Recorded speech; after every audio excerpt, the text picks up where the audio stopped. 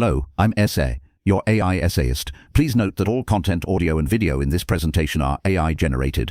As AI can sometimes produce inaccuracies, I encourage you to verify any factual information presented. With that in mind, let's begin. The year is 1852 witnessed the publication of a seminal work destined to reshape the understanding of auditory perception and musical aesthetics, Hermann von Helmholtz on the physiological causes of harmony in music. This treatise, emerging from the fertile ground of 19th century German science, represented a bold synthesis of physics, physiology, and aesthetics, seeking to ground the subjective experience of harmony in objective, measurable phenomena. It was an endeavor of breathtaking ambition, one that continues to resonate within the fields of music theory, psychoacoustics, and cognitive science. Helmholtz's exploration originated not in a vacuum, but rather within a scientific discourse heavily influenced by the burgeoning fields of experimental physiology and the rigorous quantification of sensory experiences. Prior to Helmholtz, the prevailing understanding of harmony rested largely on mathematical ratios, a tradition extending from Pythagoras to Riemann. While these ratios provided a descriptive framework for consonance and dissonance,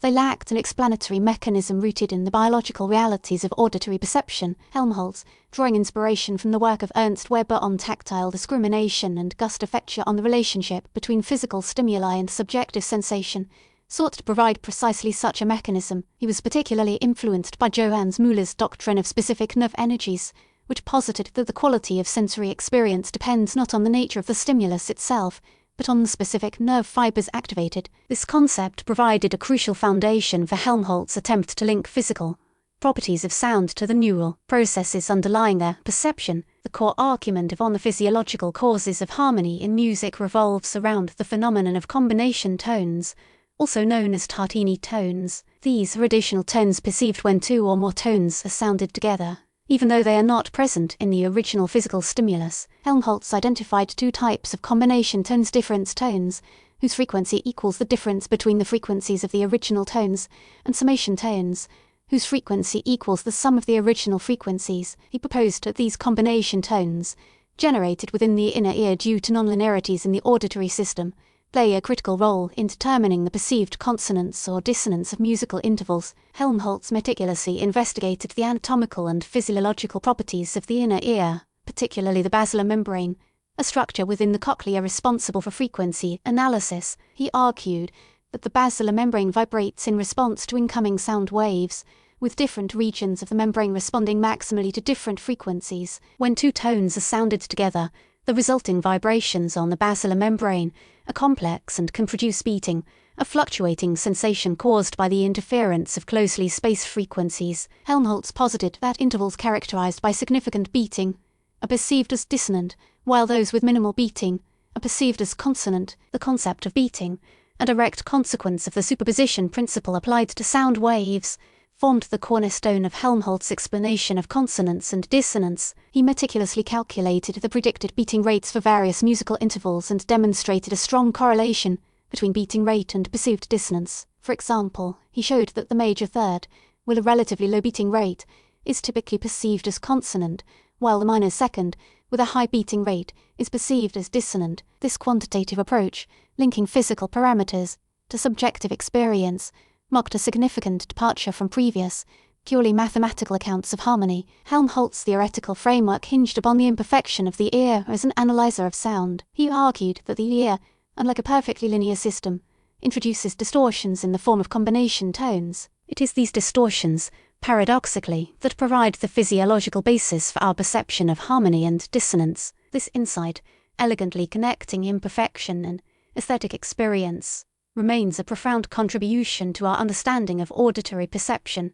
The specific mechanical properties of the basilar membrane, including its damping characteristics and its variations in width and stiffness along its length, were identified as key factors influencing the generation and perception of combination tones. The immediate impact on the physiological causes of harmony in music was substantial, particularly within the German-speaking world. It provided a scientific justification for existing musical practices, such as the preference for certain intervals over others, and it opened up new avenues for exploring the relationship between music and emotion. Composers and music theorists alike were captivated by Helmholtz's explanation of harmony, seeing in it a potential foundation for a more rational and scientifically grounded approach to composition. Karl Stumpf, a prominent psychologist and music theorist, was deeply influenced by Helmholtz's work and went on to conduct extensive research on tone perception and the psychology of music. Hugo Riemann, another influential music theorist, incorporated Helmholtz's ideas into his system of functional harmony,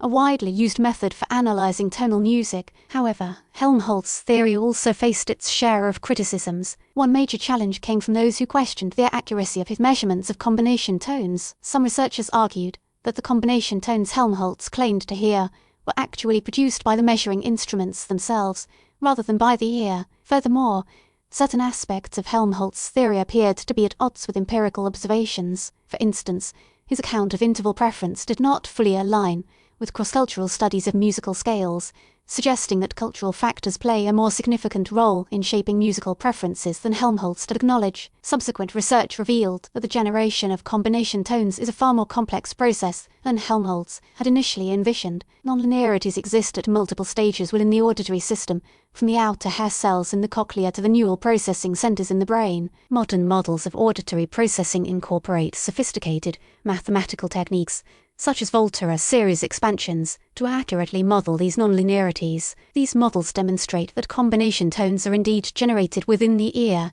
but their precise role in determining perceived consonance and dissonance remains a topic of ongoing investigation. The legacy of Helmholtz on the physiological causes of harmony in music extends far beyond the specific details of his theory. His most enduring contribution was his demonstration that the subjective experience of music can be grounded in objective, measurable physiological processes. He pioneered the use of experimental methods to investigate auditory perception and laid the foundation for the development of psychoacoustics, a field that continues to explore the relationship between physical sound and psychological experience. His work served as a model for interdisciplinary research, bringing together physics, physiology, psychology, and musicology in a fruitful and innovative. Helmholtz's influence is evident in numerous subsequent developments in music theory and psychoacoustics. For example, his concept of roughness, the perceptual correlate of beating, has been incorporated into modern models of dissonance perception. These models,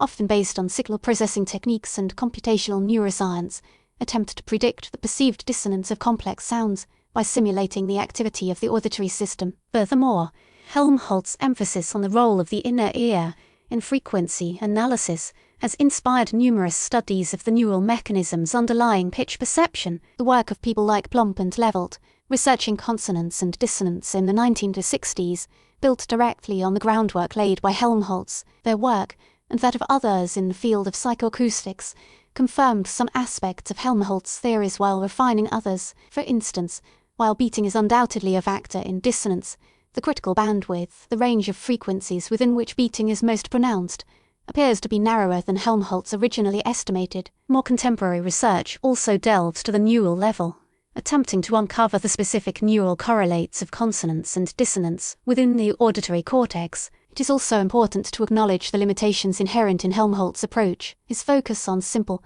isolated tones as stimuli neglected the complexities of real-world musical sounds, which are typically characterized by rich timbral variations and complex rhythmic patterns. Furthermore, his emphasis on the physiological basis of harmony overlooked the role of cultural and experiential factors in shaping musical preferences. Nevertheless, his pioneering work established a crucial link between the physical, physiological, and psychological dimensions of musical experience. Helmholtz on the physiological causes of harmony in music also indirectly influenced the development of electronic music and sound synthesis by providing a scientific understanding of the relationship between physical parameters of sound and perceptual qualities.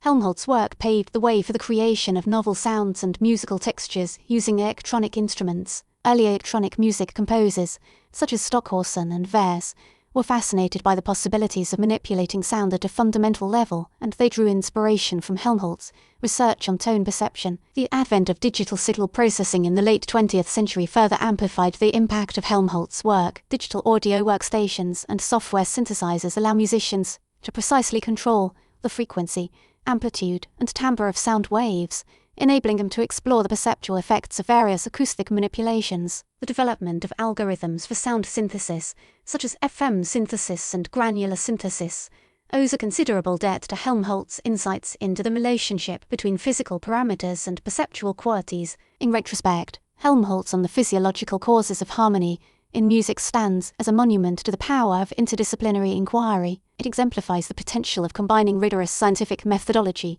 with a deep appreciation for aesthetic experience. While certain aspects of his theory have been refined or superseded by subsequent research, his fundamental insight that the subjective experience of music can be understood in terms of objective physiological processes remains as relevant today as it was in 1852. His work continues to inspire researchers and musicians alike, reminding us that the pursuit of knowledge is a collaborative endeavour, one that requires the integration of diverse perspectives and approaches. Its lasting influence serves as a crucial reminder that the most profound understanding often arises at the intersection of art and science. The elegant connection made in the text will forever mark his work as a cornerstone of musical perception. We really appreciate you tuning in to this AI-powered presentation. Our goal is to push the boundaries of AI in content creation, and your input is invaluable. If there's a particular subject you'd like to see us tackle next, or if you have suggestions on how we could fine-tune our AI's creative prompts, please don't hesitate to leave your ideas in the comments section. We're excited to bring you more unique content very soon.